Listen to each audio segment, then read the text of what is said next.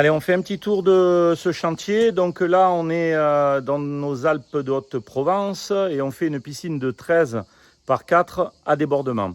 Donc la particularité, celle-là, c'est que le débordement, il se situe donc sur la largeur de la piscine. Donc on peut le voir ici. On a fait un débordement qui fait 2 mètres de large, voilà, et 2 mètres de long et 4 mètres de large, pardon. Alors, pourquoi avoir un débordement de cette dimension-là? Ben, c'est très simple, hein. Il y a un calcul donc, qui est appliqué. Et dans ce calcul-là, si je vous explique brièvement les règles, en gros, c'est 5% du volume du bassin. Plus ensuite, il faut prendre 10 personnes qui sauteraient en même temps de la piscine et qui feraient 70 kg. On donne un volume d'eau, ça fait à peu près 1,4 m3. Et les deux réunis, on obtient le volume défini. Donc à partir de là, on va continuer un petit peu la promenade et on peut voir ici donc tous les tuyaux souples, hein, donc c'est du tuyau souple en PVC, en 16 bars, qui sont vraiment positionnés au sol. Voilà, donc c'est très important. Donc là, ils sont positionnés sur une dalle de béton qui fait toute la périphérie, vous voyez. Ils sont bien alignés de A jusqu'à Z. Voilà, on peut le voir ici et on va voir ici le retour. Ils sont bien alignés de partout.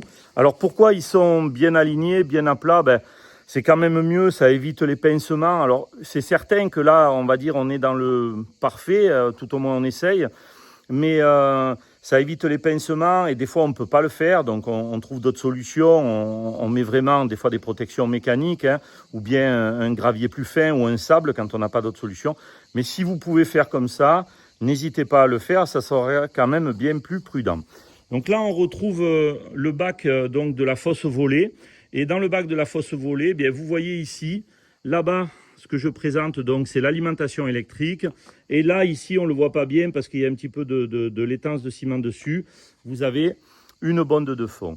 Donc cette bonde de fond-là, elle va nous permettre, en cas un jour où on a un sinistre, c'est-à-dire par exemple le moteur électrique qui lâche, eh bien, on pourra vider que la partie du bac tampon et non pas la piscine, réparer, ça évitera des économies d'eau surtout, et on va pouvoir réparer, ensuite on remplira le bac tampon et c'est reparti. Ça nous permet aussi dans un deuxième temps de pouvoir nettoyer et filtrer l'intérieur donc de ce bac tampon là, parce qu'il faut s'imaginer qu'en fait c'est une deuxième piscine. Là on peut retrouver donc le mur de séparation du bac à voler que l'on voit ici qui est en béton, ainsi que des escaliers d'angle. Si je rentre à l'intérieur du bassin, donc là je vais rentrer à l'intérieur du bassin, voilà, on y est.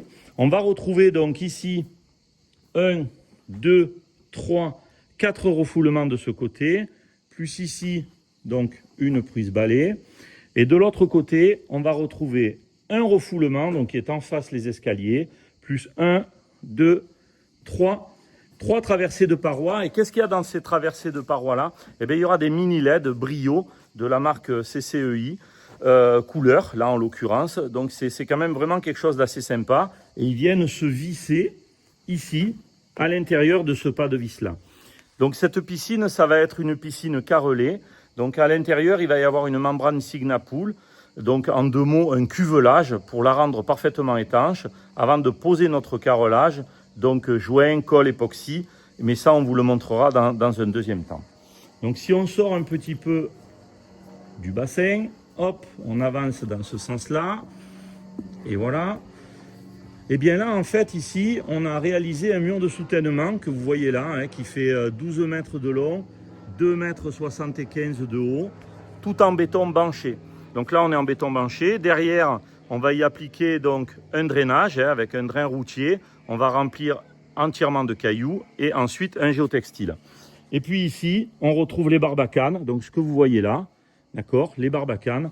Alors les barbacanes, ça sert à quoi? Si un jour il y avait vraiment trop d'eau derrière le mur, donc que le drain n'est pas capable d'évacuer, eh bien la barbacane ferait dépression et éviterait la poussée qu'il y a derrière le mur. Ensuite, sur toute la périphérie là qu'on voit du chantier, eh bien, il va y avoir des dallages. À cet endroit-là, il va y avoir un banc tout le long. Et ici, il va y avoir un local technique. Mais pour l'instant, on a un problème technique. On est en train de réfléchir. C'est que ces poteaux-là métalliques qui ont été installés, en fait, nous posent un gros problème. On devrait faire dessus un plancher béton. Jusqu'à là, il n'y a pas de problème, on sait faire. Le problème, c'est la dilatation qu'il y a entre l'acier et le béton, et on a peur qu'avec le temps, ça nous engendre donc des fissurations sur le carrelage. Et ça, on n'a pas envie, donc on est en train de faire étudier ça à des gens qui ont des compétences que nous n'avons pas. Voilà, donc je voulais vous faire un petit tour de chantier.